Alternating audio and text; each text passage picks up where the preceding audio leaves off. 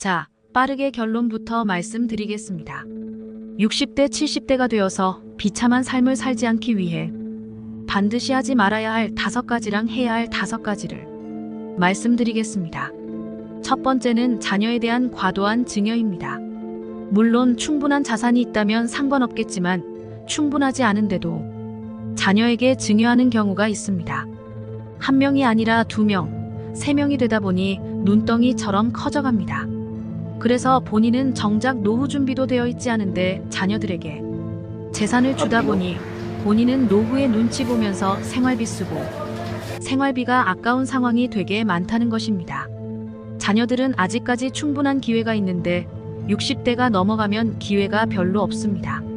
그래서 충분한 부자가 아니라면 자녀들에게 과도한 증여는 하지 말아야 합니다. 두 번째는 자녀 교육비와 결혼 비용 부담입니다. 이게 가장 많은 것 같습니다. 자녀 교육비 때문에 경제활동이 안 되는 경우가 많습니다. 자녀 교육비로 재정을 보충하려고 하다 보니 자신은 아파트 한 채, 학군 좋은 집을 위해 많은 비용을 들이게 됩니다. 우리는 자녀에 대한 사랑은 이해하지만 그들은 기회가 있습니다.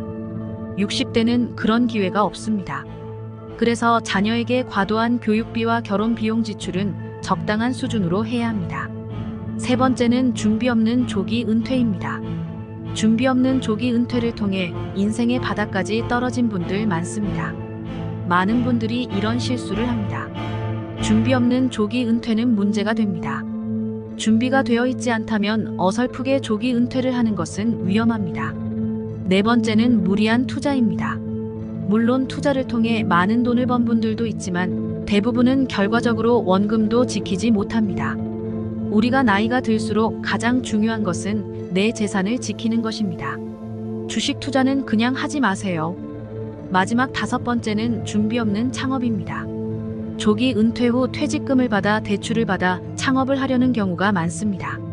그러나 중소기업청 통계에 따르면 은퇴자의 70%가 3년 내에 문을 닫고 5년 후에는 90%가 문을 닫는다고 합니다.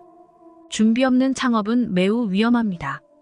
지금 말씀드린 이 5가지를 하지 않으면 불행한 노년을 맞이하지 않을 것입니다.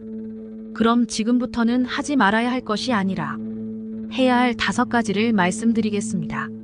아까 말씀드린 하지 말아야 할 5가지를 지키면서 해야 할 것을 준비해 가시면 됩니다. 첫 번째는 주거비를 낮추는 것입니다.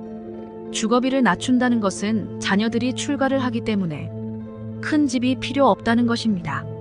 자녀 교육 때문에 학군이 좋은 집을 사야 하지만 자녀들이 다 크고 나면 은퇴 시점에서는 조금 싼 동네로 이사하는 것이 필요합니다. 주거비를 줄이면 경제적으로 많은 도움이 됩니다. 두 번째는 현금 흐름을 만드는 것입니다. 주거비를 줄여서 절약한 비용을 부동산에 투자하면 일을 하지 않아도 현금 흐름을 만들어낼 수 있습니다. 이는 매우 중요합니다.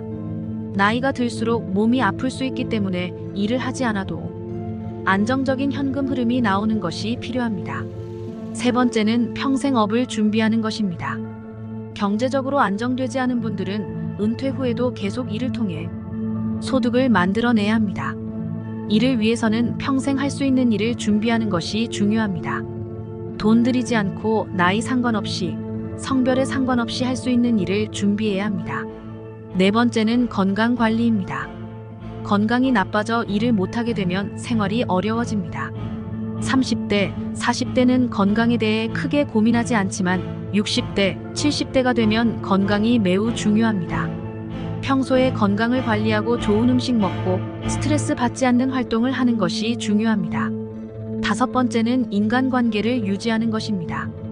행복을 결정하는 중요한 요인 중 하나는 인간관계입니다. 가족, 친구, 동료들과 원활한 관계를 유지하면 행복한 삶을 살 수 있습니다. 나이가 들어 마음 터놓고 얘기할 수 있는 친구, 선배, 동료가 있다면 행복한 노년을 보낼 수 있습니다. 이상으로 하지 말아야 할 5가지와 해야 할 5가지를 말씀드렸습니다. 여러분들이 이 5가지를 지키며 살아가신다면 더욱 행복한 노년을 만들어 갈 수 있을 것입니다.